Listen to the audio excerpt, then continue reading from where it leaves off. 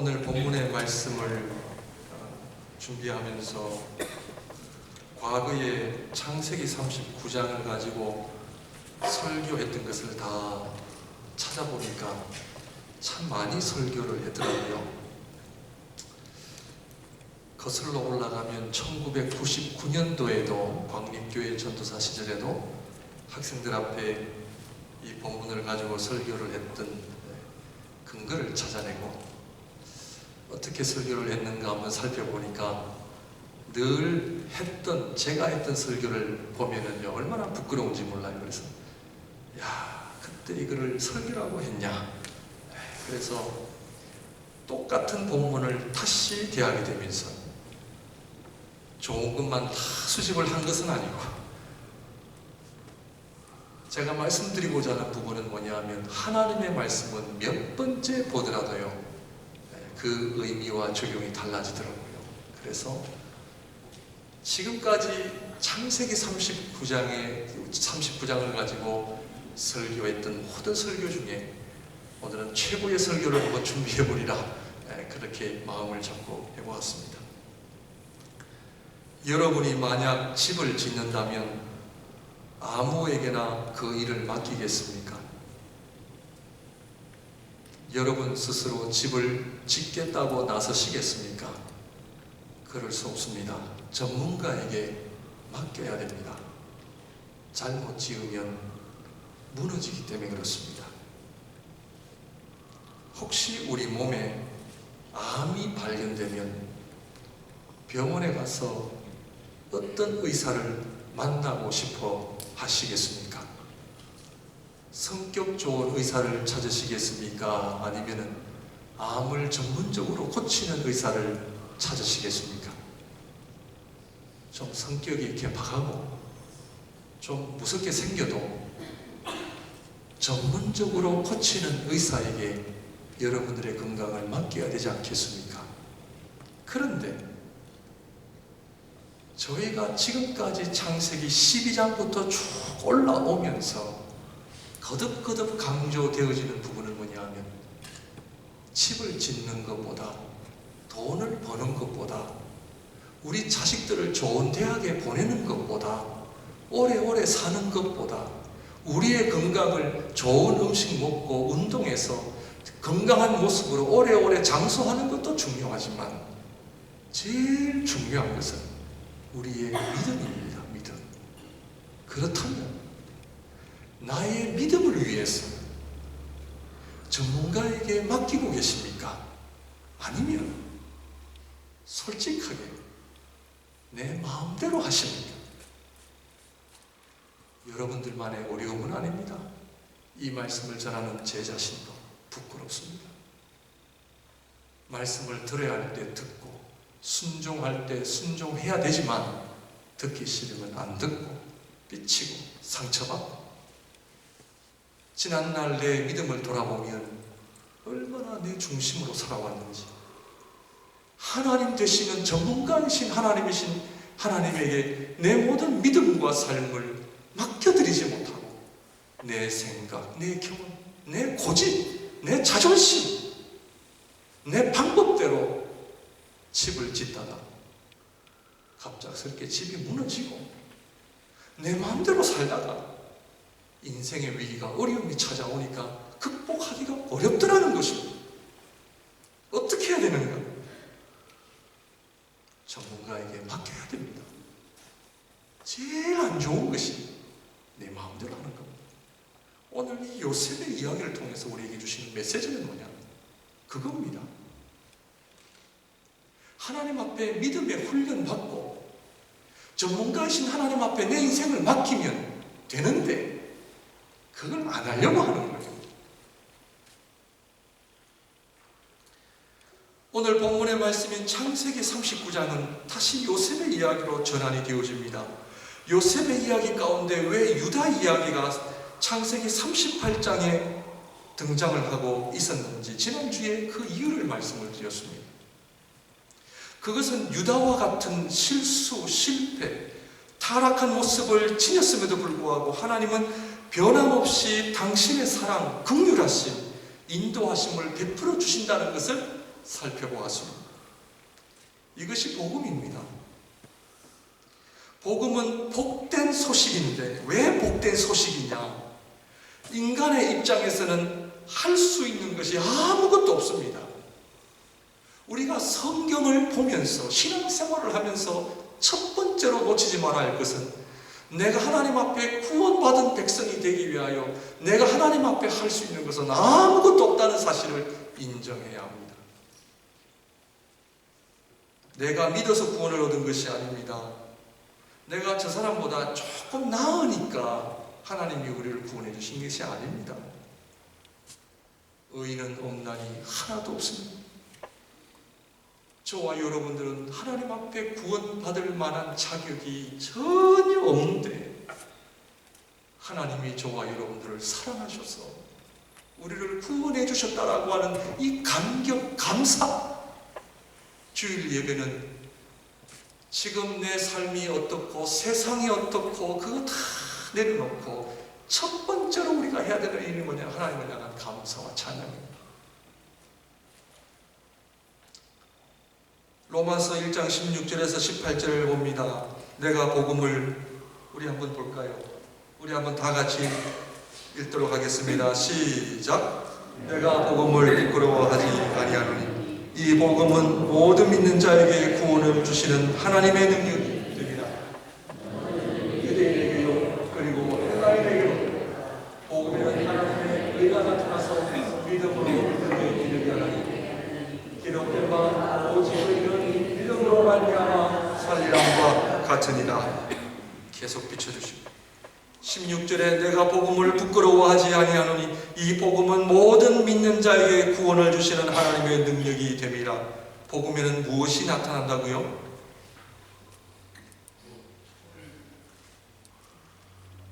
그래서 우리가 성경을 공부해야 됩니다. 복음에는 무엇이 나타난다고요? 성경을 한 번이라도 가르쳐 보신 분들 한번 대답해 보십시오. 복음에는 뭐가 나타난다고요? 하나님의 능력. 자, 왜 하나님의 능력입니까? 요한복음에 죽은 나사로가 나사로야 나사로야 하니까 살아났어요? 안 살아났어요? 살아났습니다. 저와 여러분은 죽은 나사로처럼 다 송장들이었어요. 우리가 구원을 받을 만한 전혀 어떤 반응을 할 수 있느냐? 아니에요. 오늘 저와 여러분들 생각 속에 나는 이 정도는 괜찮다 하는 생각 다 내려놓으셔야 됩니다. 나는 그래도 저 사람보다는 내가 조금 나아.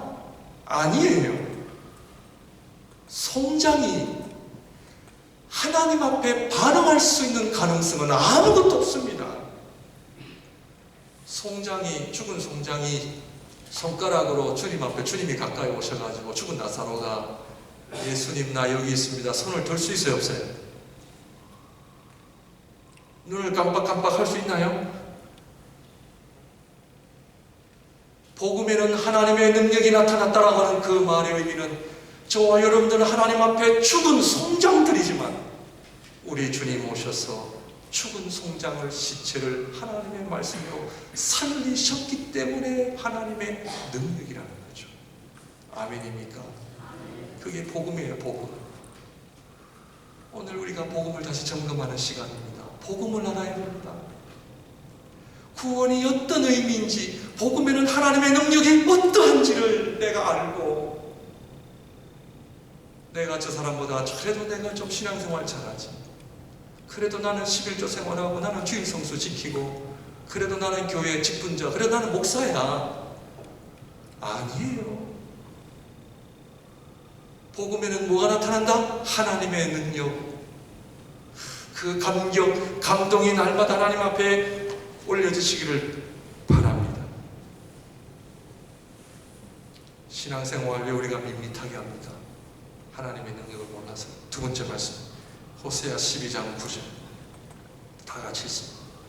시작. 네가 애굽 땅에 있을 때부터 나는 내 하나님 여호와니라. 내가 너로 다시 장막에 거주하게 하기를 명절날에 하던 것 같게 하리라. 언제부터 하나님께서는 이스라엘의 하나님이 되셨습니까?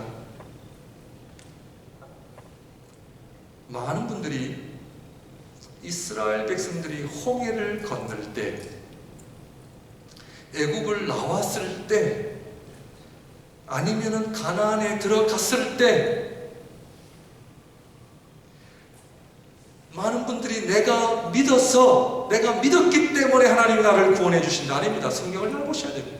성경은 이미 이스라엘 백성들이 어디에 있을 때부터, 애굽에 있을 때부터 하나님께서는 저와 여러분들을 어머니 뱃속에 있기 전부터 하나님께서는 저와 여러분들을 하나님의 자녀로 이미 선택하시고 부르시고 하나님의 백성으로 삼아주셨다라고 하는 이 놀라운 은혜, 내가 믿었기 때문에 구원을 얻는 것이 아닙니다. 내가 믿음이 있어서 구원을 얻는 것이 아닙니다. 믿음은 결과입니다. 믿음은 하나님이 나를 선택하시고 구원하신 것을 내가 깨달아 알 때 믿음의 결과죠. 이스라엘 백성들이 순종해서 아니에요. 이스라엘 백성들이 애굽에 나와서가 아니라 이미 이스라엘 백성들이 애굽에 있었을 때부터 하나님은 그들의 하나님이 되셨다. 하나님이 저와 여러분들을, 사도 바울은 창세전부터 우리를 선택하여 하나님 자녀 되게 하셨다.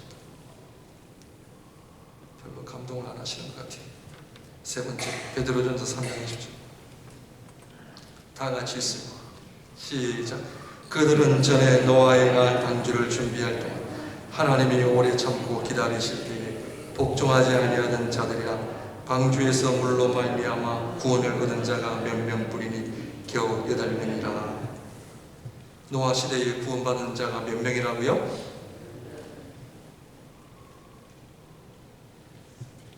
부자가 많았습니까? 구원을 받은 사람이 많았겠습니까?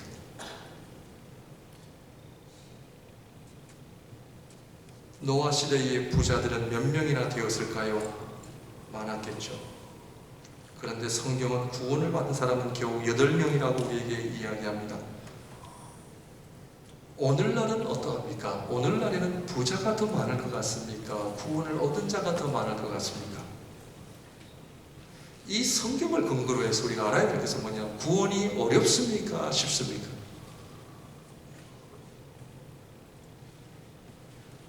우리 아이들이 돈을 왜 함부로 쓰나요? 일반적으로 그렇습니다. 다 그렇다는 건 아니고 일반적으로 우리 아이들이 돈을 함부로 쓰는 이유가 뭘까요?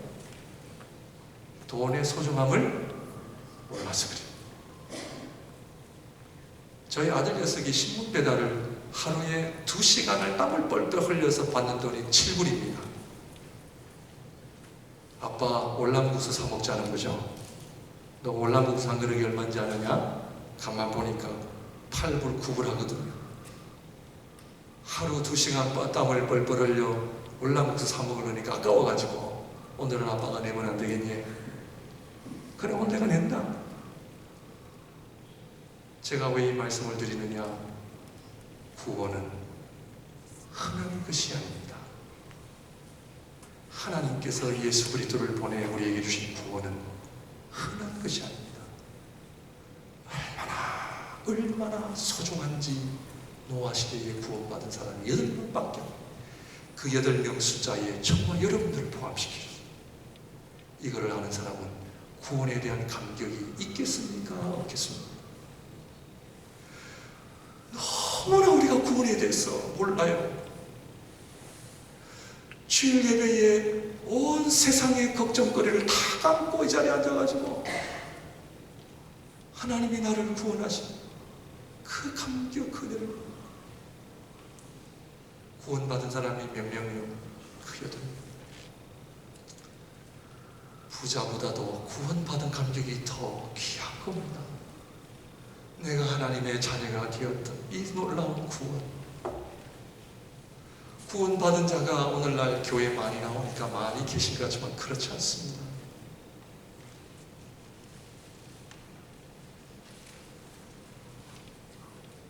창세기 38장에 유다가 등장하는 이유는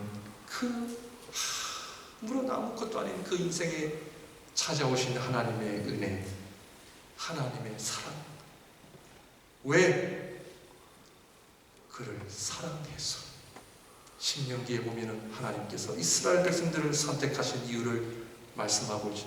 너희가 잘나서, 너희가 강해서, 너희가 많아서가 아니라 만군의 여호와께서 너희들을 사랑하시기 때문에 구원하신다. 오늘 저와 여러분들이 이 자리에 앉아있는 이유는 하나님의 전적인 사랑. 제가 잘나서 목사가 된 것이 아니고요, 전적인 하나님의 사랑, 긍휼하심 때문에 오늘 이 자리에 있는 거죠. 그러면서 성경 창세기 저자는 39장으로 요셉의 이야기로 다시 전환을 시킵니다. 그렇다면 요셉의 이야기를 통해 우리에게 주시는 하나님의 메시지는 무엇입니까?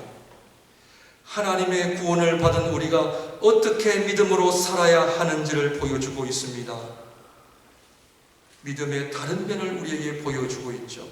그래서 오늘 시작되는 요셉의 이야기를 통해서 오늘 21세기를 살아가는 하나님의 백성들이 회복해야 할 믿음의 중요한 요소들을 우리가 회복하고 하나님 앞에 진짜 신앙인으로 살아가시기를 주님의 이름으로 축원드립니다. 껍데기는 다 물러갈지어다. 제가 목사 의미 없습니다. 구원의 차원에서는요, 구원의 차원에서는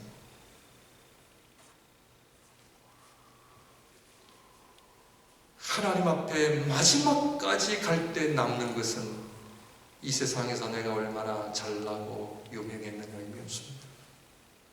믿음으로 살았느냐, 그거 보십니다. 그러므로 우리는 요셉의 삶을 통하여 여전히 우리에게 보여주고 있는 것은 믿음의 삶에는 요셉처럼 시련도 있고 눈물도 있고 유혹도 있고 심지어 고난과 억울함도 있음을 우리에게 보여주는 것입니다. 하나님께서는 우리의 믿음이, 우리에게 주시는 그 믿음은 우리로 한순간에 100% 완벽한 신앙인으로 하루아침에 이루어지는 것이 아니라 그 믿음을 위하여 우리의 순종과 헌신과 인내가 필요하다는 것을 우리에게 보여주고 있습니다. 종교개혁가 마르틴 루터는 말하기를 신자는 완전한 사람이 아니라 성령의 인도하심 안에서 투쟁하는 사람이다. 투쟁하는 사람. 날마다 죄와 싸워야 되고 날마다 성령의 인도하심을 받기 위하여 몸부림을 치고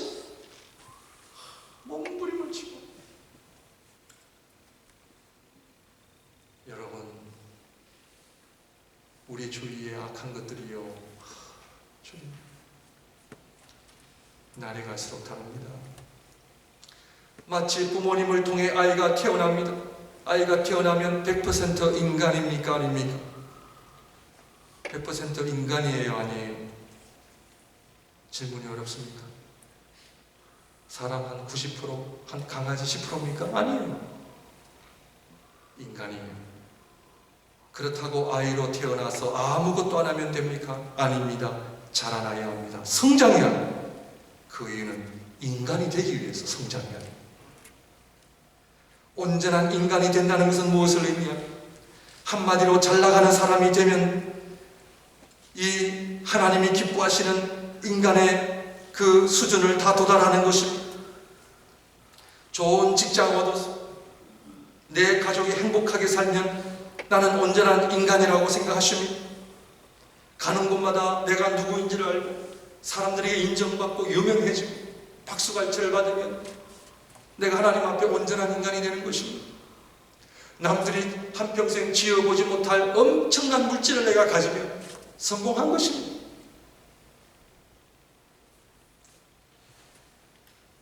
오늘 요셉의 이야기를 통해서 우리에게 보여주는 믿음의 본질을 다시 한번 우리는 생각을 하고 고민을 하고 하나님이 기뻐하시는 믿음으로 나오기를 바랍니다. 믿음은 내가 잘 믿어서 내가 원하는 삶을 누리는 것이 아닙니다.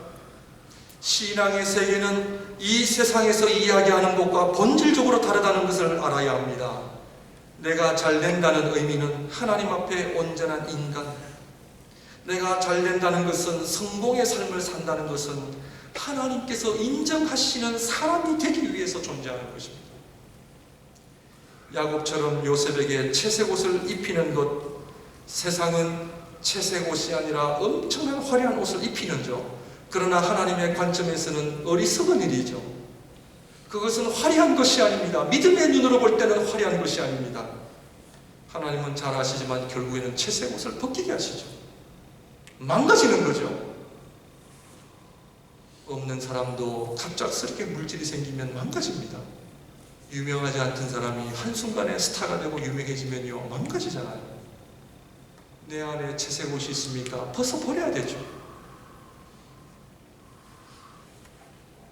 그렇다면 오늘 성경이 이야기하는 형통의 삶은 무엇인가?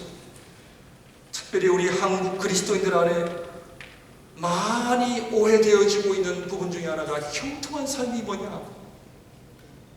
형통한 삶에 대한 올바른 이해를 하고 있습니다.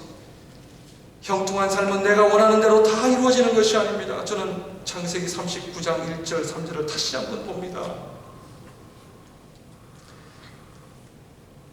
요셉이 이끌려 애굽에 내려가매 바로의 신하 친위대장 애굽 사람 보디발이 그를 거리로 데려간 이스마엘 사람의 손에서 요셉을 사니라. 여호와께서 요셉과 함께 하심으로 그가 형통한 자가 되어 그의 주인 애굽 사람의 집에 있으니 그의 주인이 여호와께서 그와 함께 하심을 보며 또 여호와께서 그의 범사에 형통하게 하심을 보았더라.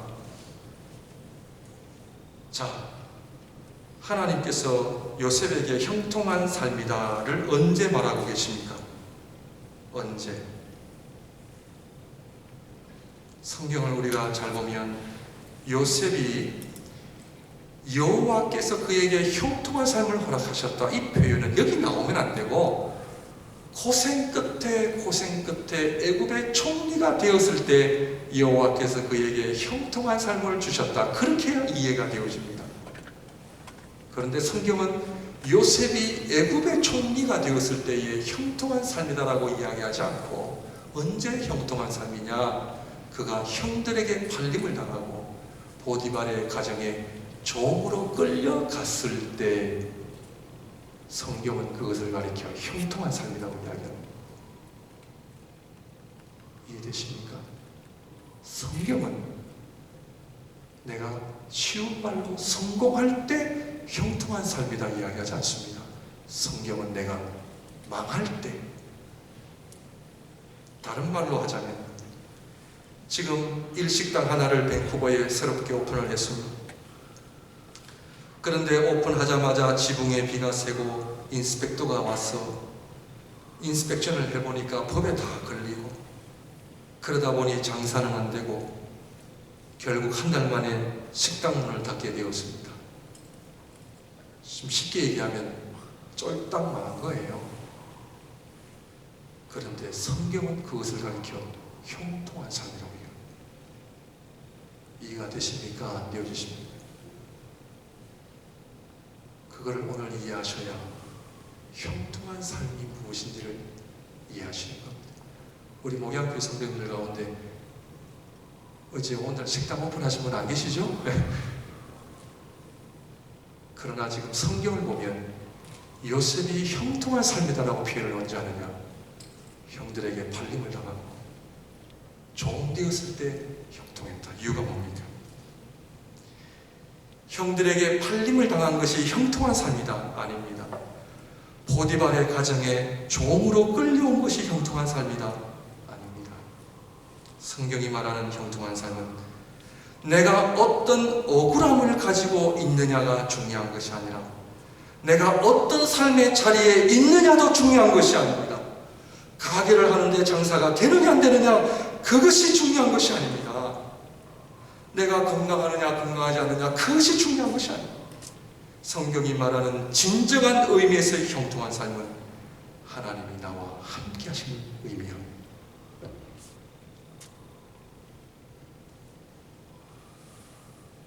형통한 삶은 내 입장에서 바라보고 이해하는 것이 아니라 어떤 상황을 가리켜서 형통한 삶이다 아니다, 그것을 이야기하는 것이 아니라 형통한 삶은 하나님의 입장에서 너는 내 것이라, 내가 너와 함께하리라.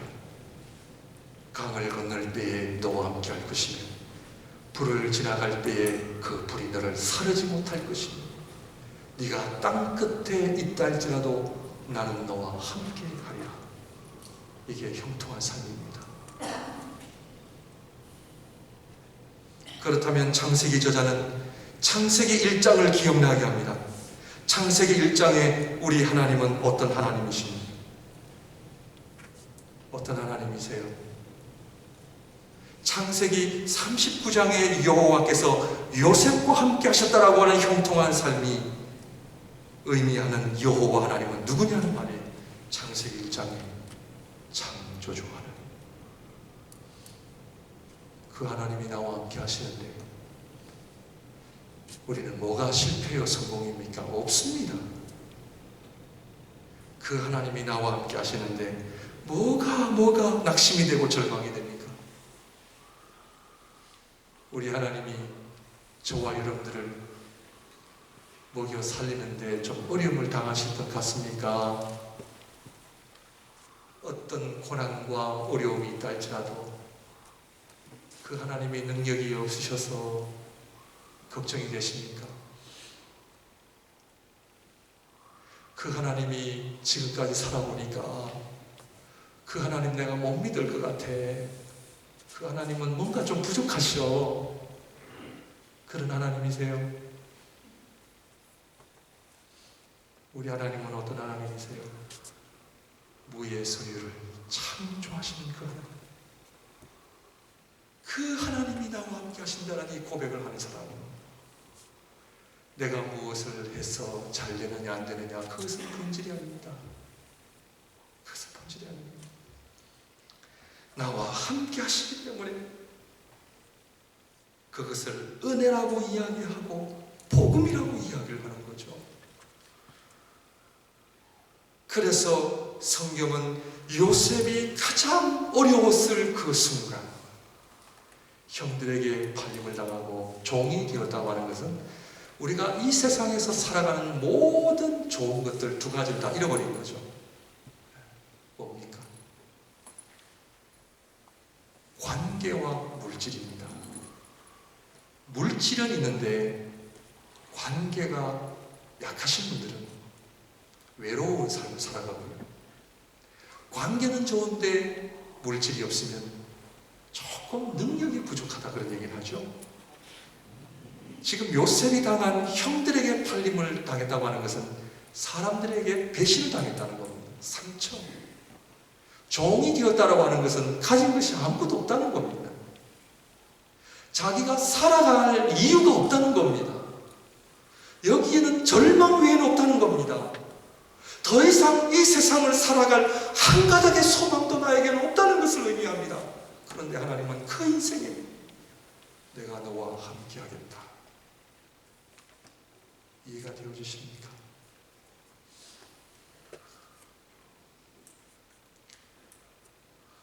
그렇다면 하나님께서 요셉과 함께 하신 것처럼 나와 함께 하시는 이유가 무엇입니까? 목적이 있습니다.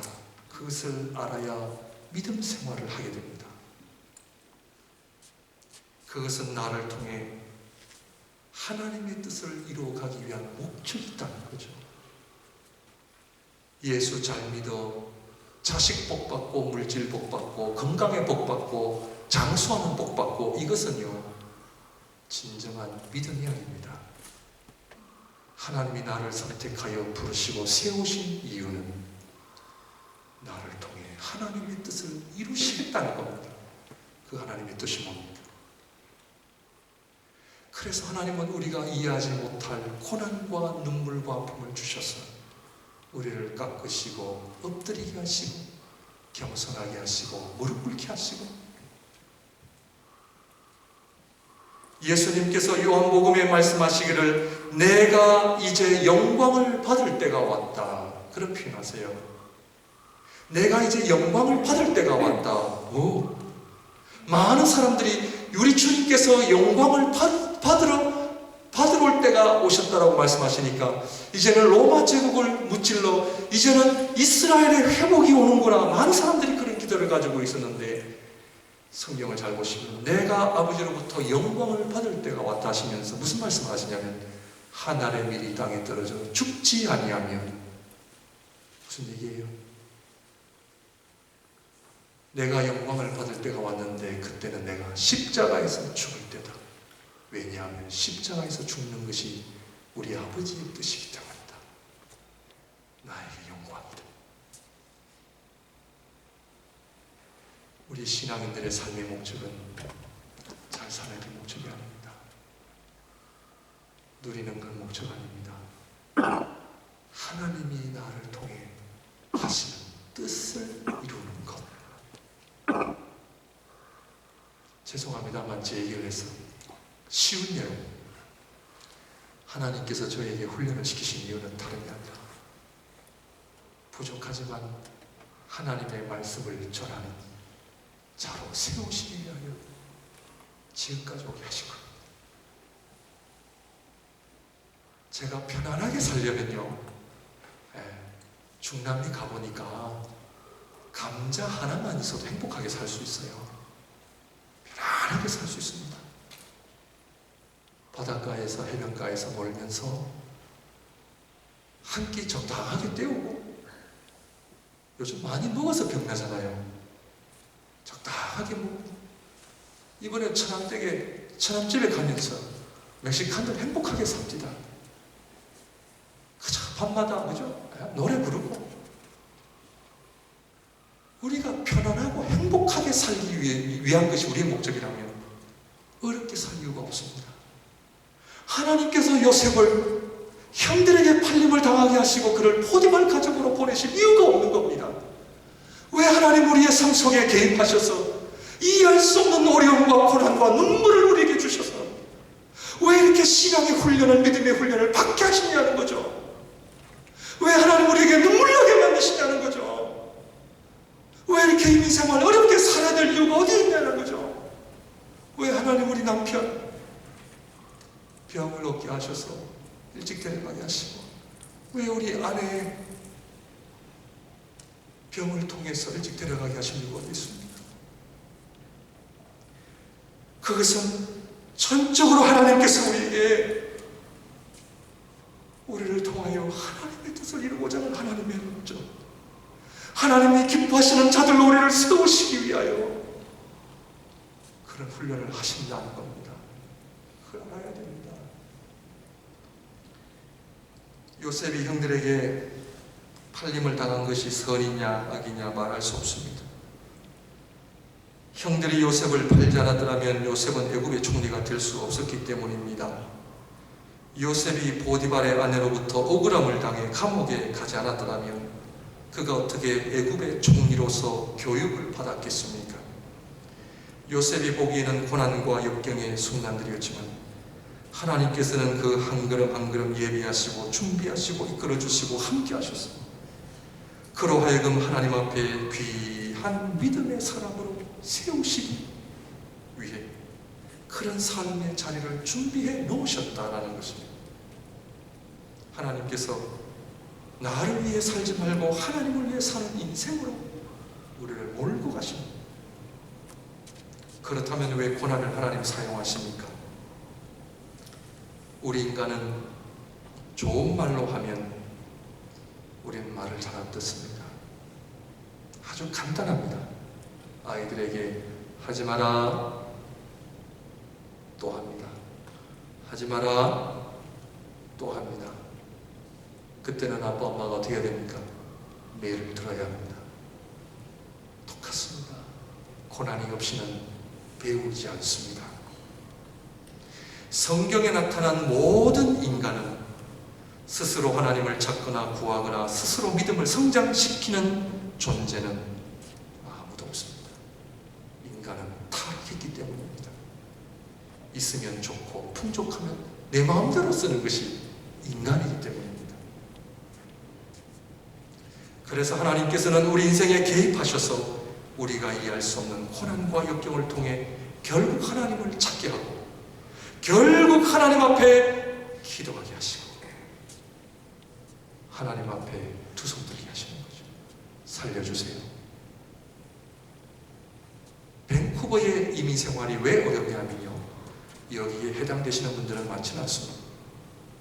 제가 와보니까 밴쿠버의 이민 생활이 왜 어렵냐, 한국 분들이 한국을 떠나 밴쿠버에 와서 옵션들이 너무나 많아요. 여기서 안 되면 한국으로 다시 돌아가, 안 되면 또 와. 그러나 30년 전의 이민은 그렇지 않았습니다. 저도 아버지에게, 부모님에게 아빠 한국 언제 가요? 저희 부모님이 그러셨어요. 못 간다. 여기서 죽든지 살든지 여기서 살아야 된다. 옵션이 많으면요 훈련이 안 됩니다. 하나님께서는 요셉을 옵션이 없는 자리, 빈털터리,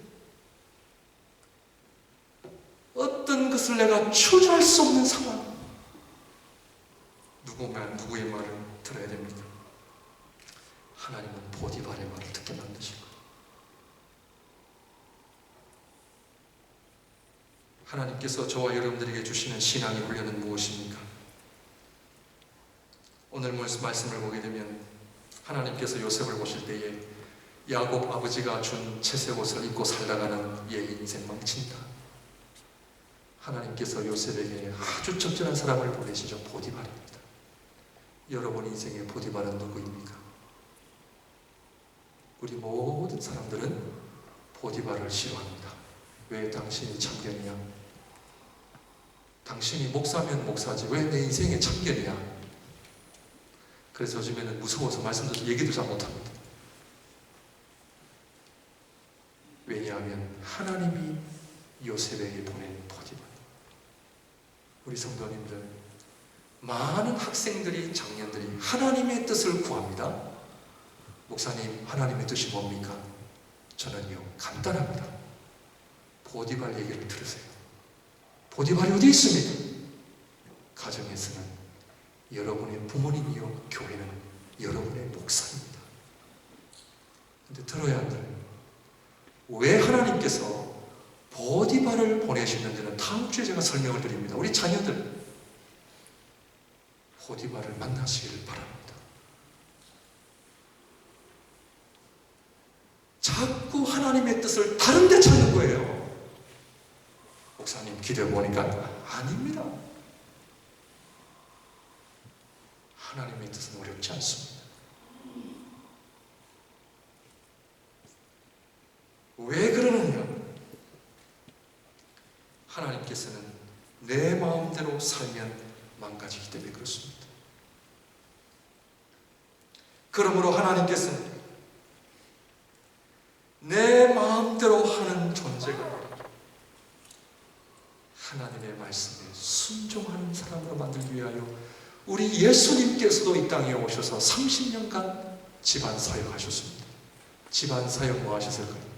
어머니 마리아에게 순종함을 배워 하나님께서 주시는 사명을 감당하기 위하여 가정에 계시는 어머니 마리아의 말을 그가 30년 동안 순종하시어 마지막 3년을 하나님께 순종하셨습니다.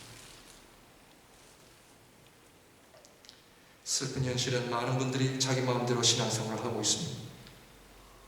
보디발이 싫기 때문에 잔소리만 하고 내가 하기 싫은 일만 시키고 있습니다. 그러나 복음서에서 우리 주님 말씀하셨듯이 신앙인들이 가야 할 길은 넓은 길이 아니라 좁은 길입니다. 지금 오늘날 많은 신앙인들이, 교회를 나오는 분들이 다 넓은 길을 찾고 있습니다. 다 내가 보기에 좋은 길을 선택합니다. 마음에 안 들면 안 가. 누가 나한테 이상한 말 하면 안 가면 만나. 그게 이민교회의 비극입니다. 죄송합니다. 목사님 저는 그 교회 안 갑니다. 왜 그런 줄 아세요? 제가 아주 보기 싫어하는 사람이 있거든요. 그런 인생 물론 안 사실이라 믿고 내 마음대로 사는 것이 아니라 하나님 앞에 순종함을 배워 믿음의 귀한 삶을 살아가시기를 바랍니다. 그 이유가 있습니다. 왜냐하면 같은 자식이라도 유업이 다릅니다. 야곱의 10 아들들이 다 있지만 같은 아들들이라도 유업이 다 다릅니다. 성경은 요셉의 믿음을 통하여 하나님께서는 그에게 몇 배의 유업을 주셨나요? 2배입니다. 2배. 에브라임과 므낫세라고 하는 2배의 복을 주셨고, 장자였던 루벤은 장자권까지 잃어버리게 되죠. 왜? 아버지의 정 빌하와 동침하게 되잖아요. 장자였던 루벤은 장자권을 잃어버리고, 성경은 유다와 요셉이 하나님으로부터 2배의 복을 받습니다. 이것이 저와 여러분들이 신앙생활을 해야 되는 이유, 하늘나라의 유익이기 때문에 그렇습니다. 그것 때문에 우리가 받는 겁니다. 그것 때문에 순종함을 배우는 겁니다. 그것 때문에 하나님이 기뻐하시는 일꾼이 되고자 노력하는 것입니다. 인내하는 것입니다. 하나님의 뜻을 붙잡는 것입니다. 좁은 길로 가는 것입니다. 고난을 끌어안는 겁니다. 눈물과 아픔이 있더라도 내가 인내하며 가는 것입니다. 왜? 하나님께서는 그런 자들을 통하여 하나님의 놀라운 역사가 이루어지기 때문입니다. 교회는 주님의 교회입니다. 교회를 사랑하는 것은 주님을 사랑하는 것입니다. 교회를 섬기는 것 또한 주님을 섬기는 것입니다. 우리가 기도해야 하는 것 주님을 위해서입니다. 우리가 행하는 모든 것들 다 주님을 위해서입니다. 요셉의 삶을 통해 그 믿음의 아름다운 열매, 보상이 얼마나 귀한지를 깨달아 하나님 앞에 믿음의 훈련의 자리로 나오시기를 주님의 이름으로 축원드립니다. 기도하겠습니다.